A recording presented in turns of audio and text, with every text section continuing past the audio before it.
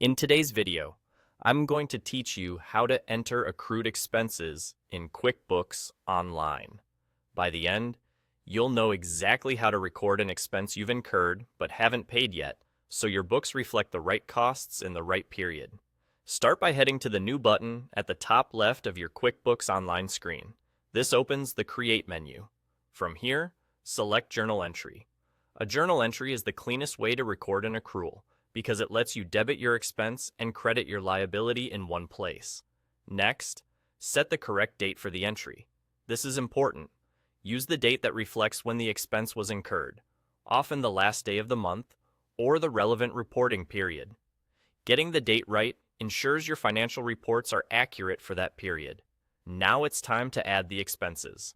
In the first line of the journal entry, choose the appropriate expense account, such as payroll expenses, and enter the debit amount. The debit increases your expense, which is what you want for an accrued cost. I'm showing one expense account here for simplicity, but your situation might include multiple expense accounts if you're splitting costs across categories. Either way, the total debits should represent the amount you want to accrue. For the next line, select the accrued expenses account and enter the credit amount. This creates the liability, showing that you owe this money even though it hasn't been paid yet.